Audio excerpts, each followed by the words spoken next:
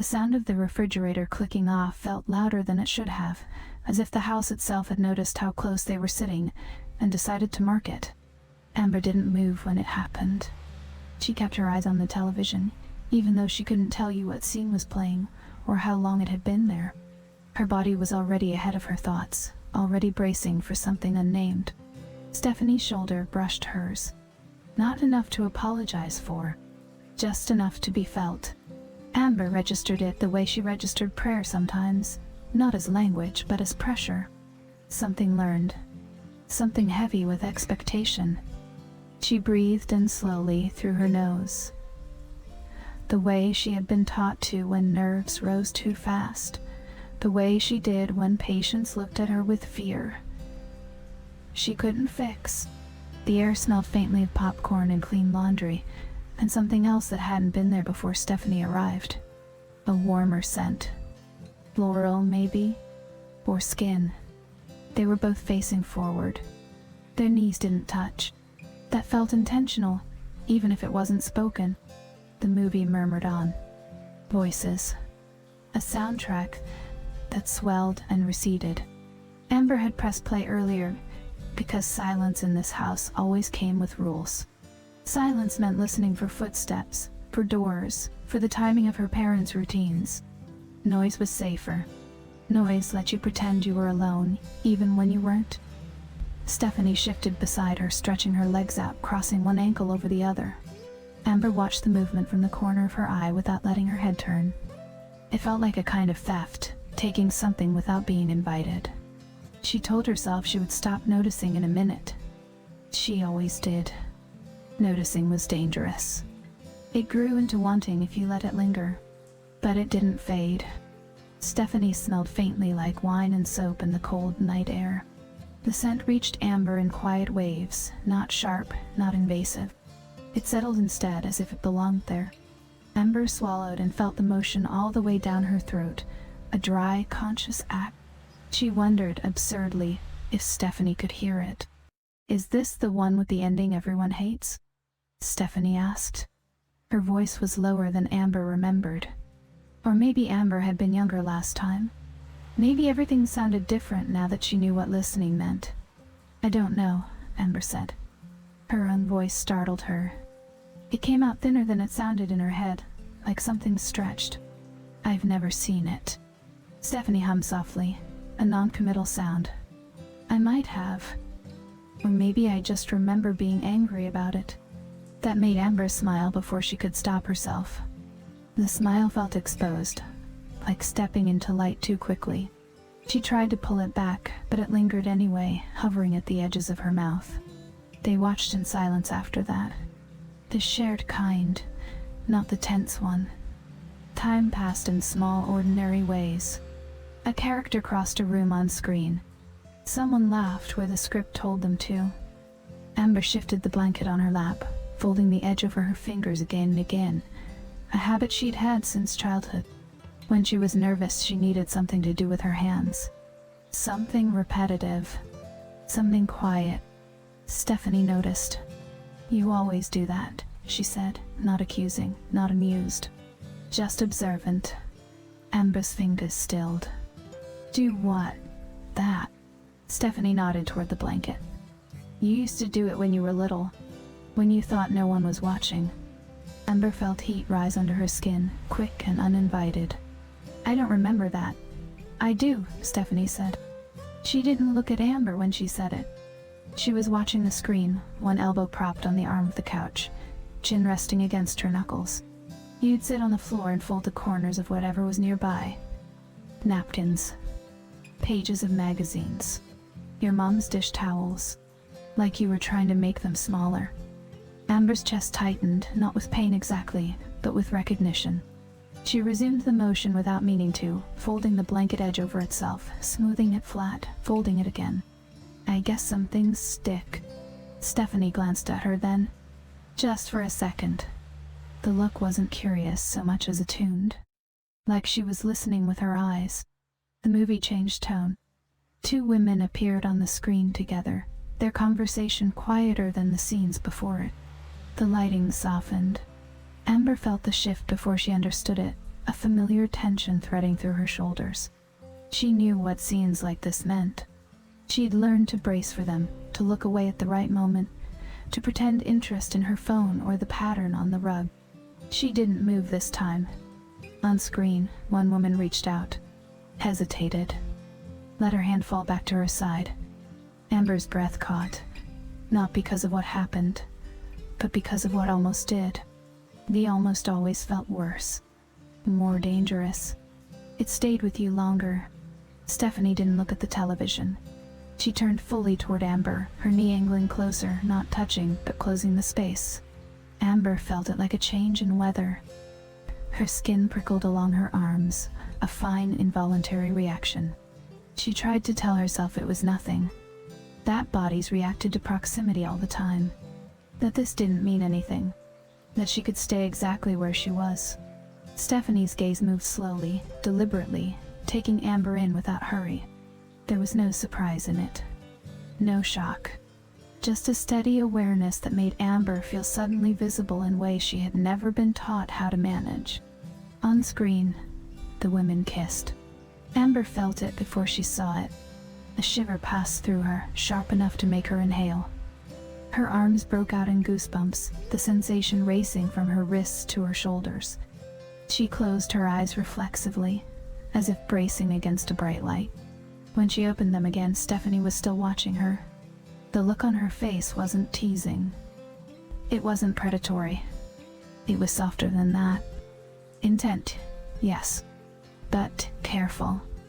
Like someone approaching something fragile they didn't want to break. Amber's mind scrambled for something to say. For a script. For a rule. For a reason to stand up, to leave the room, to do anything that would restore the familiar order of things. None of them came. Stephanie leaned in slightly, her voice dropping until it felt like it belonged to the space between them. Have you ever kissed a girl? The question landed gently, but it didn't feel gentle inside Amber. It reverberated, echoing against things she had never named, only avoided.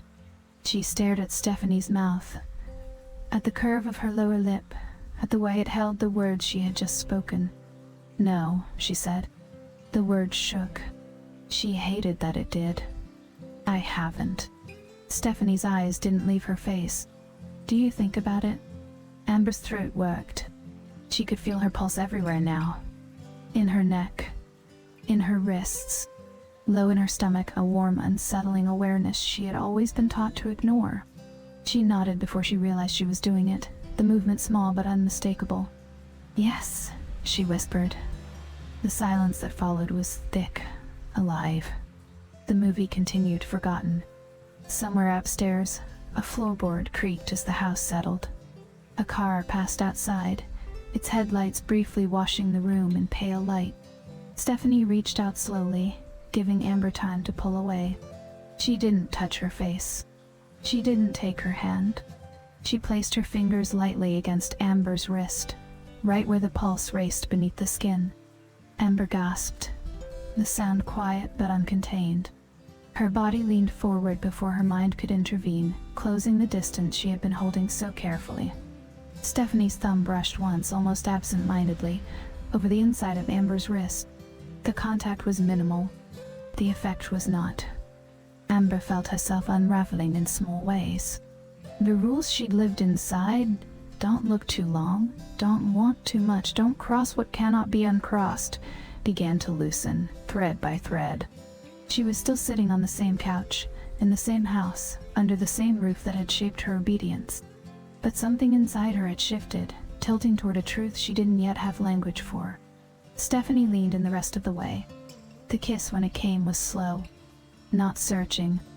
Not demanding. Their lips met as if they had always known how, as if this was a remembered thing rather than a new one. Amber's breath left her in a rush. She tasted wine, and something clean and unmistakably human. Her hands remained at her sides, curled into the blanket, afraid of what might happen if she let them move. Stephanie pulled back first, just enough to look at her. Amber's eyes were wide. Her lips tingled. Every part of her felt exposed, humming, awake. I should go to bed, Amber said suddenly. The words spilled out, sharp with panic. She stood too quickly, the blanket sliding to the floor. "I'm sorry, I can't." Stephanie didn't stop her. She didn't reach out again. She nodded once, her expression unreadable now, guarded in a way it hadn't been moments before. "Okay," she said simply. Amber fled down the hallway, her heart pounding, her skin still warm where Stephanie had touched her. She closed her bedroom door softly, as if sound itself might betray her. She leaned back against it, breathing hard, her mind racing in tight, frantic circles. What have I done? What do I want? What does it mean if I don't regret it? She slid down until she was sitting on the floor, knees pulled to her chest, fingers still folding imaginary fabric in the air. The taste of the kiss lingered, impossible to pray away. No matter how tightly she shut her eyes, she could still see Stephanie's face, still feel the quiet certainty of her touch. Down the hall, the television continued to play. Life, indifferent and ongoing, refused to pause. And inside Amber, a single thought returned again and again, settling deeper each time it passed. There is no going back to who I was 5 minutes ago. Mourning didn't undo anything. It simply revealed what had already shifted. Amber woke before the alarm, the gray light of early day pressing gently through the thin gap in the curtains. Her body remembered before her mind did. The taste at the back of her tongue, the precise place on her wrist where Stephanie's thumb had rested, light as punctuation, impossible to forget. She lay still, listening to the house breathe. Pipes warming, a door closing somewhere downstairs, the distant rhythm of her father's footsteps moving with practiced certainty. Nothing had been said. Nothing had been corrected. That was what remained. The absence of language where language was supposed to be. She dressed slowly, choosing clothes that felt neutral, almost apologetic. Jeans. A long-sleeved shirt. She paused before the mirror longer than usual, studying her own face, as if it belonged to someone else. Her mouth looked different. Softer, as if it had learned something it was not yet allowed to repeat. Downstairs, the kitchen smelled of coffee and toast. Her mother moved between counter and sink with familiar efficiency, the radio murmuring low, a morning prayer folded into routine. Stephanie was already there, sitting at the small table, a mug cradled between her hands. She looked rested, calm. Her hair was pulled back loosely, a few strands escaping near her temples. She looked up when Amber entered. Their eyes met. Held. Released. No one else noticed. Or maybe everyone did, and simply chose not to name it. The chair scraped softly as Amber sat. The sound felt too loud, too intentional. She folded her hands in her lap, then unfolded them, then folded them again, fingers worrying at the hem of her sleeve instead. "Sleep okay?" Stephanie asked, her tone easy, unremarkable. "Yes," Amber said. The lie passed without friction. "You? Fine." A pause. "The couch is surprisingly comfortable." Amber nodded, though she hadn't slept on the couch. She focused on her plate, on the simple mechanics of eating. Do, chew, swallow, sip coffee. The ordinary movements felt almost ceremonial, as if the world were insisting on continuity. They shared the kitchen without touching. That felt deliberate, too. Later they washed dishes together. It wasn't planned. It just happened. Amber rinsed. Stephanie dried. The rhythm settled between them, repetitive and domestic, a quiet choreography neither acknowledged. Water ran. Plates clinked softly. A towel brushed against ceramic again and again. At one point, Stephanie's hand brushed Amber's. This time, neither of them pulled away immediately. The contact was brief. Accidental in form. Intentional in effect. Amber felt the heat bloom under her skin, the same involuntary response as the night before, but steadier now, less panic. She didn't look up. She focused on the stream of water, on the way it caught the light, on the sound filling the room. Her breath slowed, then stuttered, then found its rhythm again. "I can finish these," her mother said from behind them, appearing suddenly as if summoned by the quiet. "You two should get ready. Church starts early." Stephanie stepped back first. Amber handed over the last plate. The moment dissolved, leaving no visible trace, but the space it had occupied remained, charged and unspoken. At church, Amber sat between her parents as always. Stephanie sat a row behind, slightly to the side. Amber could feel her presence without looking, a quiet awareness that followed her through the hymns, the prayers, the practiced motions of standing and sitting and bowing her head. She tried to pray. She really did. The words came out of habit, memorized and safe, but they didn't reach anywhere meaningful. Her mind kept circling back to the same question, insistent and unfinished. If it felt that real, can it still be wrong? She didn't answer it. She let it repeat, softening slightly each time, like a stone worn down by water. Afterward, there was lunch. Leftovers warmed. Small talk exchanged. Stephanie helped carry plates, refilled glasses, laughed at the right moments. She fit easily into the shape of the day, as if she had always belonged there. Amber watched her from the periphery, careful not to stare. She noticed small things instead. The way Stephanie tucked her hair behind her ear when she listened. The way her mouth curved when she smiled politely at her father. The faint crease between her brows when she concentrated. These were not dramatic observations. They didn't feel dangerous. They felt intimate, as if Amber were learning a language slowly, one detail at a time. Later they found themselves alone in the backyard, sitting on the old wooden steps. The afternoon was warm but not oppressive. Cicadas hummed somewhere in the distance. Stephanie kicked off her shoes and stretched her legs out, leaning back on her hands. "This place hasn't changed much," she said. Amber shrugged. "It doesn't like to." Stephanie smiled at that, a quiet, knowing expression. "Does it ever feel small?" Amber considered the question longer than necessary. "Sometimes," she said finally. "Sometimes it feels like it knows too much about me."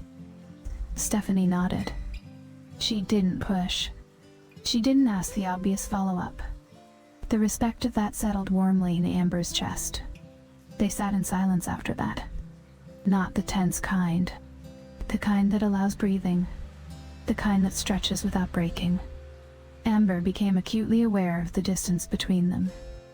Not enough to be accidental. Not enough to be safe. Her knee angled slightly toward Stephanie's. Stephanie shifted her weight, the movement bringing her just a fraction closer. Their arms didn't touch, but Amber could feel the warmth of her body, a steady presence beside her. She folded the hem of her shirt around her fingers, then smoothed it out, then folded it again. Stephanie noticed. "You're doing it again," she said gently. Amber's hand stilled. She laughed softly, embarrassed. "I guess I do that when I don't know what to do." Stephanie turned her head, studying her with the same careful attention as the night before. "You don't always have to know." The words landed somewhere deep, loosening something Amber hadn't realized was clenched. Time passed. The sun shifted. Somewhere inside the house, a clock chimed the hour. Life continued its quiet insistence. When they stood to go back inside, Amber felt the absence immediately. The space where Stephanie had been beside her felt colder, emptier. The realization surprised her with its clarity. That evening, as they prepared dinner together, their movements grew more familiar. Passing ingredients, sharing space, reaching for the same utensil and pausing, smiling, adjusting without comment. The closeness didn't escalate. It deepened, settled into something steady, and charged all at once. At one point, Stephanie leaned in to speak, her voice low, meant only for Amber. "About last night," she began.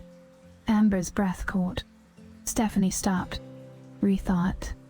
"We don't have to talk about it," she said instead. "Not yet." Relief and disappointment braided together inside Amber, inseparable. She nodded. "Thank you." They ate. They cleaned up. They watched another movie later, this time with more space between them, but with an awareness that felt sharper for the restraint. Their glances met more often now. Their silences stretched longer. When Amber finally went to bed, the house quiet once more, she lay staring at the ceiling, replaying small moments. The brush of hands at the sink, the shared look over dinner, the almost conversation on the couch. Her fingers folded the edge of the sheet again and again. The thought returned, softer now, but no less persistent. This isn't over. The house felt different the moment Amber woke.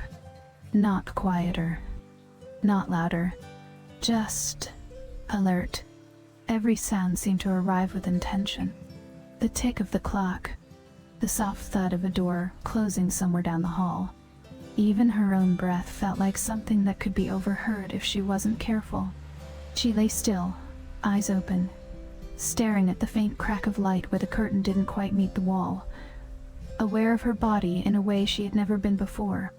She was aware of herself wanting. The realization didn't come with panic this time. It arrived slowly, settling into her chest like a truth that had grown tired of being ignored. Her thoughts kept returning to the same place, looping without resolution, the way Stephanie had looked at her when she'd said we don't have to talk about it. The restraint in that sentence. The invitation folded inside it. Amber rolled onto her side and pressed her palm flat against the mattress, grounding herself in the ordinary. Fabric. Wait. Morning.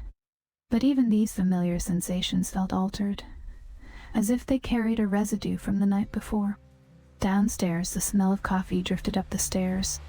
She dressed more quickly than usual, her movements precise, almost deliberate. She chose a sweater she knew felt soft against her skin, aware of the choice even as she made it, aware that awareness itself had become part of the experience. Stephanie was already in the kitchen when Amber came down, leaning against the counter, one foot crossed over the other. She held a mug in both hands as if warming them, though the coffee was clearly still hot. Their eyes met. This time, neither of them looked away immediately. The moment didn't stretch into something dramatic. It didn't need to. It settled instead, quietly reshaping the space between them. Morning, Stephanie said. Morning, Amber replied. The word felt heavier than it should have, like it carried history, like it was an acknowledgement rather than greeting. They moved around each other easily as the morning unfolded.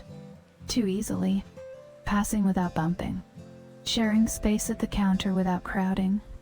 It felt practiced, intimate in a way that made Amber's stomach tighten and loosen at the same time. They cooked breakfast together. Eggs, toast. Nothing complicated. The act itself was familiar, something Amber had done countless times. But now every small movement felt charged. The sound of the pan heating, the crack of an egg against the bowl, the way Stephanie leaned in to check if the toast was burning, her shoulder brushing Amber's arm, this time without apology. Amber didn't flinch. That like the first crossing. Small, almost invisible, but unmistakable. They ate at the table, knees closer than they had been before. Not touching, but close enough that Amber could feel the warmth through the thin layer of denim. Close enough that she was constantly aware of where she ended and Stephanie began. Conversation came and went in fragments. Plans for the day. A comment about the weather. Nothing that touched the thing that mattered. Nothing that needed to. After breakfast, Stephanie suggested they take a walk. Just around, she said. Before it gets too busy. Amber agreed without thinking. The word yes came easily now, unencumbered by the usual internal debate. She grabbed her jacket, her keys, followed Stephanie out the door into the late morning light. The town moved around them at its usual pace. A neighbor waved. A car passed slowly. The familiarity of it all felt surreal, like stepping into a photograph that had been taken years ago. They walked side by side, their arms brushing occasionally. Never quite in sync.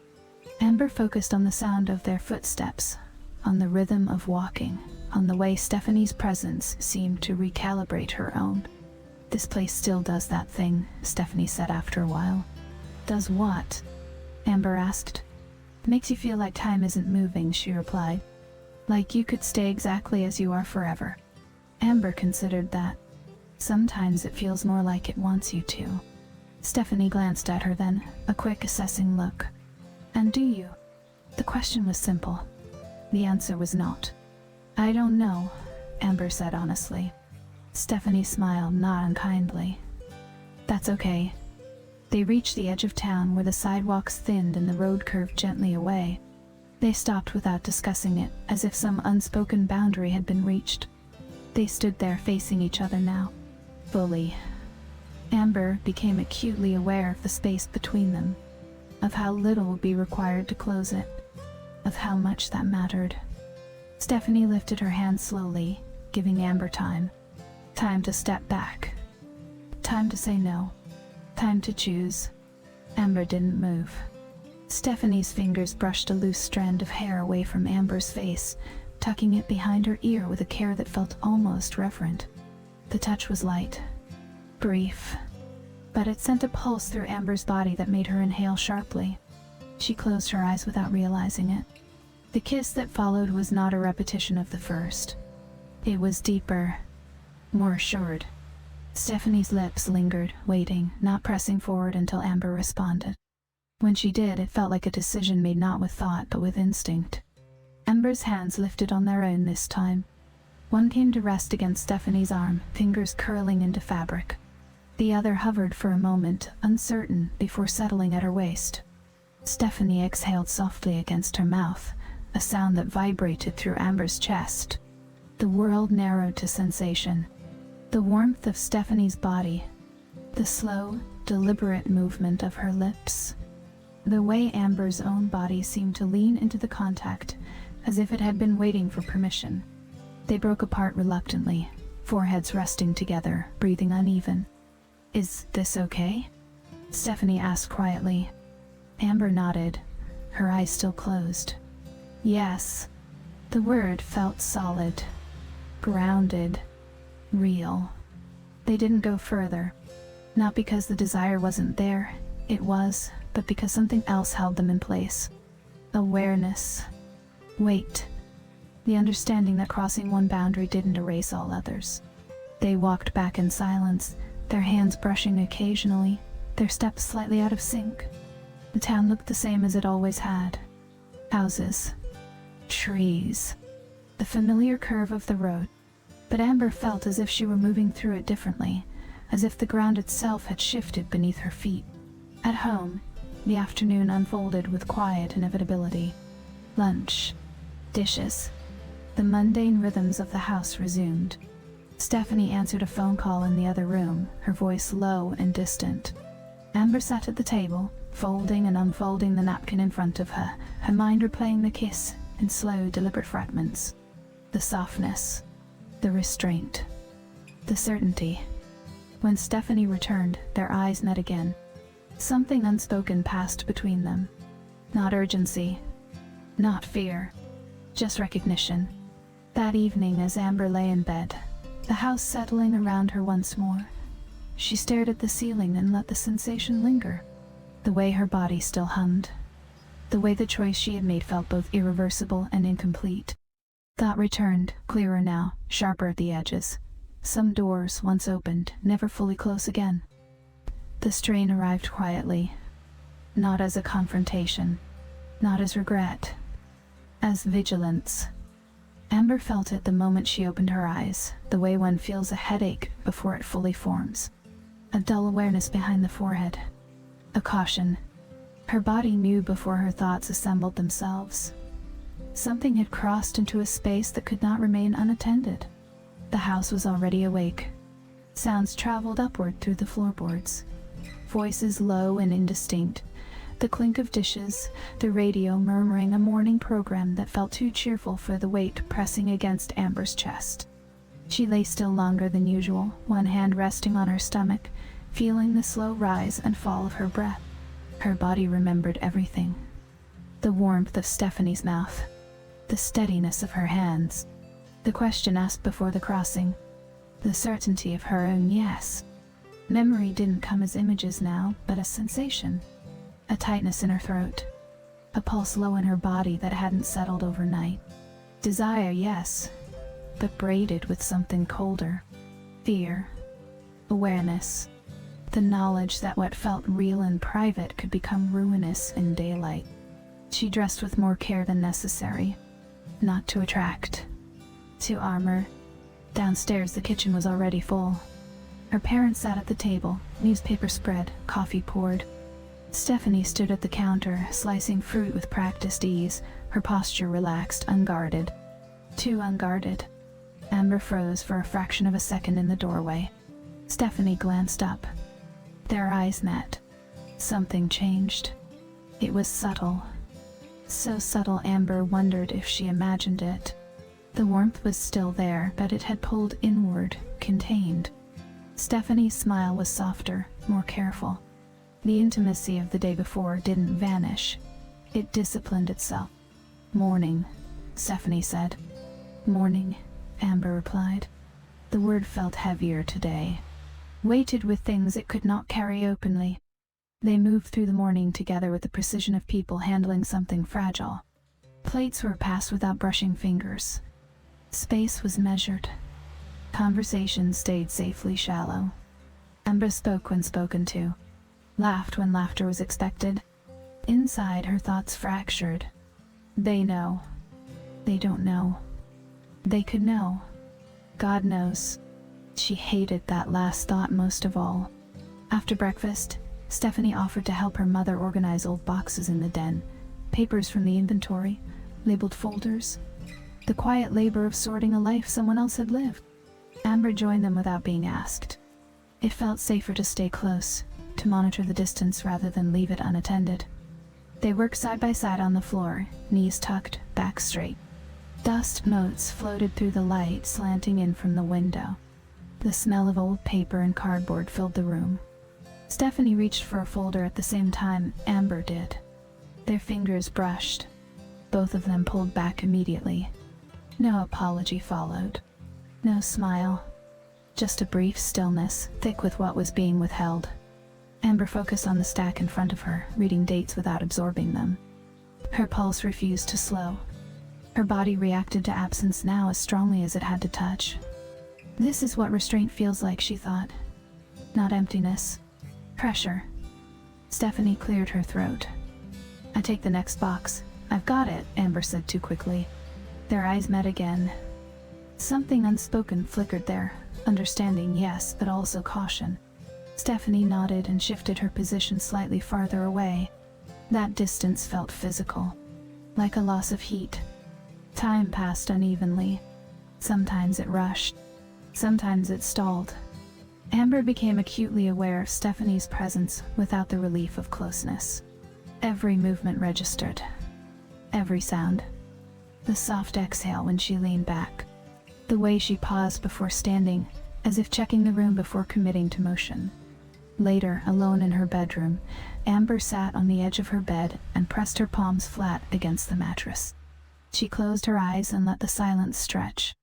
Fear crept in quietly. Not fear of Stephanie. Fear of herself. She had spent her life believing desire was something that happened to people. Something external.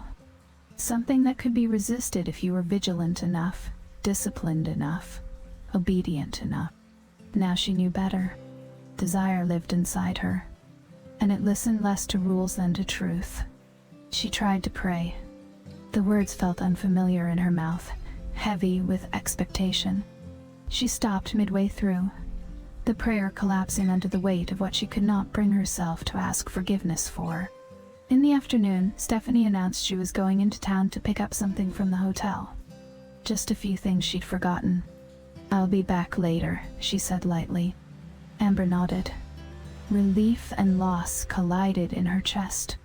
Okay. They didn't hug. They didn't linger. Stephanie picked up her keys and left with an ease that felt almost cruel in its normalcy. The house exhaled when the door closed. Amber spent the next hour moving through tasks mechanically. Folding laundry, wiping counters already clean, reorganizing shelves that did not need it. Her hands needed occupation. Her mind did not want stillness. When Stephanie returned, evening had settled in. The light outside had softened, shadows lengthening across familiar rooms. Dinner was quieter than usual.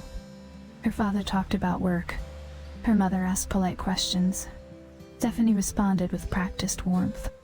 Amber listened more than she spoke. Afterward, they washed dishes again. The ritual returned, but it felt altered now, like a memory reenacted with different rules. They stood farther apart. Their movements were careful, almost choreographed. At one point, Stephanie leaned slightly closer to speak, her voice low. "Are you okay?" Amber hesitated. The honest answer rose immediately and lodged in her throat. "Yes," she said instead. Stephanie studied her for a moment longer than necessary, then nodded. The disappointment was subtle, but Amber felt it. Later, in the living room, the television played to an audience of no one. Amber sat on one end of the couch, Stephanie on the other. The distance between them felt deliberate, almost ceremonial. The movie blurred. Amber watched Stephanie's profile instead. The tension in her jaw, the way she shifted her weight, the controlled stillness of her hands resting in her lap. So much restraint lived there now. The cost of it settled heavily in Amber's body. Her shoulders ached. Her breath stayed shallow. The desire that had felt expansive before now pressed inward, demanding acknowledgement without permission to move. At some point, Stephanie stood. "I'm going to head to bed," she said. Amber's chest tightened. "Okay." Stephanie paused, hand resting on the back of the chair.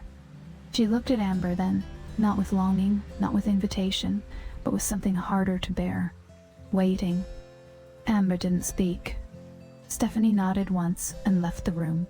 That night, Amber lay awake long after the house had gone quiet. The ceiling offered no answers. Her body remained alert, caught between wanting and fearing the cost of wanting. One thought returned again and again, unresolved, stretching the night thin. "If I choose myself, what do I lose?" She did not answer it.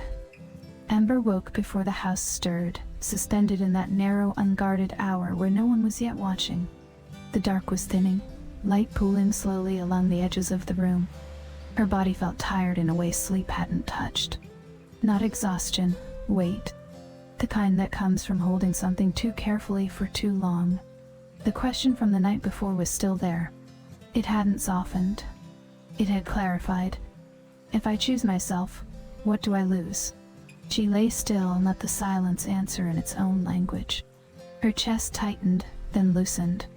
Her breath deepened. Something inside her settled, not into certainty, but into resolve. The fear was still present. It would probably always be, but it no longer felt like a command. Downstairs, the kettle clicked on. Someone moved through the kitchen. Amber dressed slowly, deliberately, choosing comfort over camouflage. When she stepped into the hallway, Stephanie's door was already open. They met in the kitchen without pretense. No hesitation. No performance. Stephanie stood by the window, mug in hand, looking out at the quiet street. She turned when Amber entered, her expression open, unguarded in a way it hadn't been since before restraint took hold. "Morning," she said. "Morning," Amber replied. The word felt different now. Lighter. Anchored. They moved through the morning together in small shared gestures. Coffee poured. Toast browned. Plates set. Their movements aligned without effort, not because they were careful, but because they were honest. When Stephanie reached for a spoon and Amber's fingers brushed hers, neither of them pulled away. They let the contact exist. They sat at the table, knees touching this time unmistakably. The closeness wasn't charged with urgency. It was calm, present, acknowledged. Amber watched steam rise from her mug. She listened to the faint hum of the refrigerator. She felt her own heartbeat steady. "I've been afraid," she said quietly. Stephanie didn't interrupt. She didn't reach for her. She listened. "Not of you," Amber continued. "Of what letting myself want you means." Stephanie nodded once. "I know." Amber met her eyes. "I don't know how to do this without losing something." Stephanie considered her for a moment, then spoke gently. "You probably can't." The honesty of it landed softly, cleanly. "But you don't have to lose yourself," Stephanie added. Something inside Amber released. Not all at once, but enough. They finished breakfast in silence, but it was a different kind now. Spacious. accepting. Afterward, they washed dishes together one last time. Water ran. Plates clinked. Stephanie's shoulder pressed lightly into Amber's arm, intentional and steady. Amber leaned back. Later, when the house emptied, parents gone, obligations briefly paused, they found themselves alone in the living room again. The same couch, the same space, but nothing about it felt the same. They sat close enough that Amber could feel Stephanie's breath shift when she moved. Close enough that touch no longer felt like transgression. Stephanie turned toward her. "I'm leaving tonight." Amber's chest tightened, but she nodded. "I know. I don't want to make promises that don't fit the reality you're in," Stephanie said. "But I didn't want to leave without knowing where you stand." Amber inhaled slowly. She felt the weight of her upbringing, the quiet expectations, the life that waited for her if she said nothing. She also felt the truth that had taken root in her body. Undeniable, steady, alive. She reached out and took Stephanie's hand. "I don't want it to go back to pretending," she said. "Even if I don't know what comes next." Stephanie's fingers tightened around hers. "That's enough." The kiss that followed was unhurried, familiar, grounded. It carried no panic, no need to prove anything. Just presence. Amber rested into it fully this time, her body responding without fear. They stayed like that for a long moment, breathing together, foreheads touching. Afterward, they didn't rush apart. They stayed on the couch, legs tangled, sharing the quiet aftermath. Stephanie traced small circles on Amber's wrist, the same place she had touched the first night. The repetition felt intentional. Claiming. When evening came, they packed slowly. Stephanie folded clothes. Amber handed her things. The ordinary intimacy of it felt profound. Each shared glance carried weight. At the door, Stephanie paused. "This isn't the end," she said. "Not a promise. A truth." Amber nodded. "I know." They hugged, long, full, unhidden. Amber breathed her in, committing the feel of her to memory without trying to trap it. When the door closed behind Stephanie, the house felt different again. Not empty. Altered. Amber stood there for a long time, then turned back into the room that had shaped her. She felt fear still. Lost too. But beneath it all, something steadier held. She went upstairs, sat on her bed, and let the future remain undefined. For the first time, that felt like freedom. Some truths do not ask for permission. They wait for courage. What part of yourself are you still calling obedience when it is really fear? If this story touched your heart, share your truth in the comments. And if this journey stayed with you, please consider subscribing to Secret Garden Stories, leaving a comment, and sharing it with friends, forums, and social media. Your support helps this channel grow and build a world with more love and less prejudice. Thank you for being here.